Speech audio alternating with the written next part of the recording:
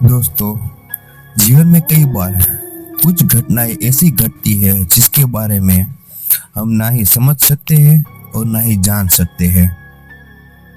आप कल्पना कीजिए कि तमिलनाडु के सुनसान इलाके में आप पुराने महल में अंदर खड़े हो, अचानक बत्तियां बुझ जाए और आपके कान में फुसफुसाहट आती है, तुम्हारी आत्मा अब मेरी है। आप भागना चाहते हैं लेकिन आपके पैर जड़ हो जाते हैं। नमस्कार दोस्तों, स्वागत है हमारे हॉरर एंड पॉडकास्ट चैनल पर। आज हम आपको ले चलते हैं साउथ इंडिया के तमिलनाडु में तिरुवरर पैलेस। तिरुवरर पैलेस की भयानक हॉन्टिंग रात की कहानी। साल 1800 के आसपास तिरुवरूर का ये प्राचीन महल एक राज परिवार का था। राजकुमारी कमला की मौत रहस्यमय तरीके से हुई थी। किसी को यह पता ही नहीं चला कि कमला की मौत कैसे हुई। उस वक्त में कहा जाता है कि उसकी आत्मा पिशाचिनी बनकर महल में कैद हो गई थी।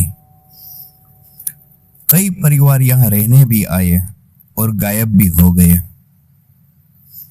2024 में एक मध्यम वर्गीय तमिल परिवार रमेश, उसकी पत्नी मीना और 9 साल की बेटी काव्या चेन्नई से शिफ्ट होकर इस सस्ते हेरिटेज पैलेस में रहने आ गए। रमेश को लगा कि ये घर अब नया बनेगा, ये घर हमारा होगा। लेकिन उस महल की पुरानी शक्तियां तो जाग चुकी थी। पहली रात से ही अजीब घटनाएं शुरू हो गई। रात में महल की गलियारों में से महिलाओं की हंसी और रोने की आवाज आने लगी। रमेश की बेटी काव्या कहती थी, पापा, वो काली वाली आंटी मेरे कमरे में आती है और वो कहती है कि मैं उसकी बहन बन जाऊं। और मीना को भी कई बार ऐसा लगता था जैसे रसोई में सारे बर्तन उल्टे पड़े मिलते थे। मीना ने कई बार रमेश को कहा, लेकिन रमेश ने हंसकर टाल दिया। लेकिन 2-4 दिन बाद रात को पूरा परिवार जागा तो देखा दीवार पर खून जैसे लाल अक्षरों में लिखा था, ये घर अब हमारा ही है। वो रात एकदम हंटिंग और भयानक होती गई। मीना अक्सर ट्रांस में चली जाती और पुरानी तमिल भाषा में बोलने लगती। रमेश ने वहां के लोकल मंदिर के पुजारी से बात की और पुरानी विलेज रिकॉर्ड से पता किया कि यह पिशाचिनी सदियों से नए परिवार को अपना शिकार बनाती है। एक रात वो रात भयानक रात बन गई। काव्या खींचती हुई छत की तरफ भागी। रमेश और मीना ने देखा, वो उसके पीछे दौड़े, लेकिन उसने आगे जाके देखा तो काली पिशाचिनी काव्या को अपनी तरफ खींच रही थी। यह देखते ही मीना बेहोश हो गई और रमेश भी अकेला रह गया और डर गया। उसको कुछ समझ में नहीं आ रहा था कि अब मैं क्या करूं।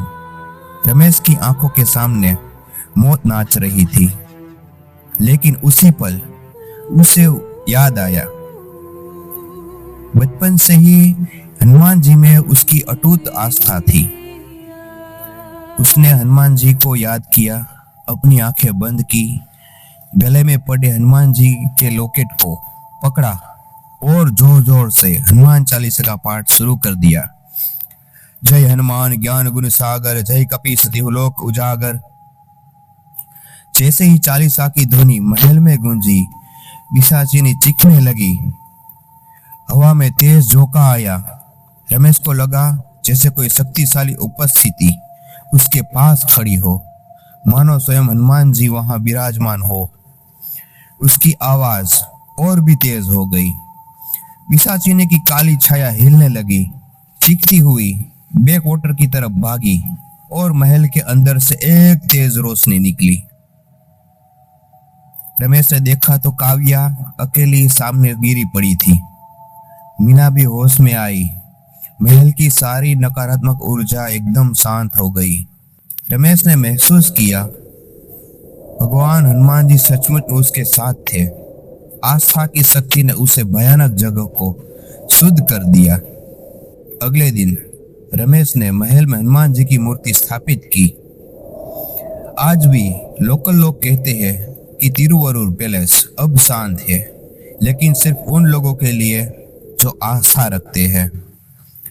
दोस्तों, ये कहानी हमें याद दिलाती है कि भयानक से भयानक बुराई के सामने सच्ची आस्था और हनुमान जी की कृपा सब कुछ जीत सकती है।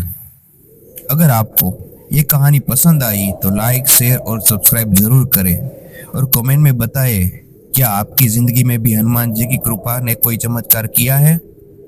अगर आपके पास भी ऐसी कोई कहानी है तो आप हमें मेल कर सकते हैं।